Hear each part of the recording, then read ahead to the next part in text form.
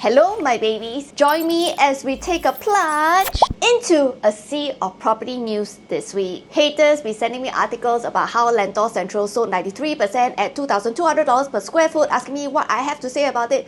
Plenty. Last year I made a video, you probably won't miss much. Maybe 3 years you will miss something, but you think still got stock. And will it be cheaper than what it is now? If you talk about a 3 years timeline, the construction is gonna take 3 years. Flip pratas, not property. And I still stand by my analysis in those videos. I'm quite sure if you have been to any of the show flats from Lentor Modern, Lentoria, Lentor Hills, any of this Lentor something, your salesperson would have told you the story about how, you know, buying a new launch, you will be able to get about 5-6% growth. Is that even true?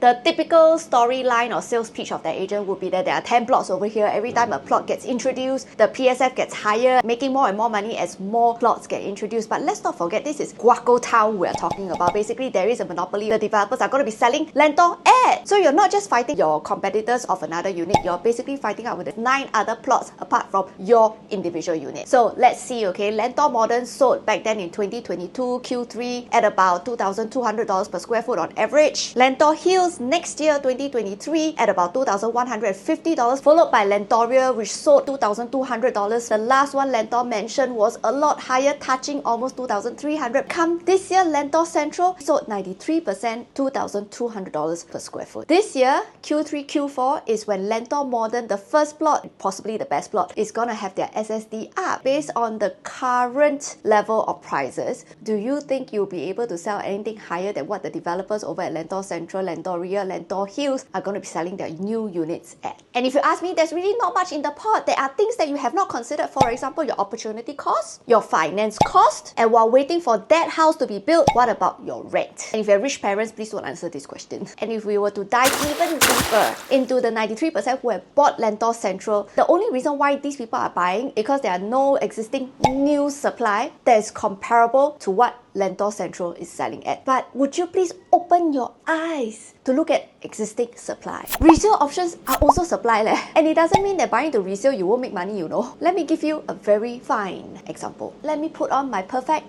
hindsight. Back then, I actually did a video when Amo launched and I told people that Panorama was a good option, which until today remains one of my better options. If you have bought into Panorama possibly about 3 years ago, back in 2022, so today in 2025, this is what you would have made. And look at the huge number of transactions over here. There is almost no competitors apart from you that have this product. But that said, we can also look at Amo later on for sub-sale. I would actually think that is a much better option if you cannot afford to pay rent while waiting for something to be built. Less of all the waiting you would have needed to do if you went into Lentor back then. Are resale options not a much better buy in this respect? Would you want to be sinking in the supply glut in Lentor next time or floating in the money with your resale buy today? Where is this first mover advantage that people are talking about? Because I haven't seen it in the past 2 years. Prices are still the same. Is there something that people are seeing that I'm not? And wait a minute, if I take a look at who are actually buying Lentor, 40% of you are living in HDBs. And this is possibly because you realize upon MOP, your windfall gains are not enough for you to jump into private. But that's also because you're not looking in the right places. Why would you sell your 4-room flat with 3 proper bedrooms to go into a 2-bed? So I would say faster wake up to realize that dream of yours, especially when it comes to upgrading, and buy the right thing. And my name is Mama Joo. I'm always here to write the wave review on your next property decision. Okay, thanks, bye.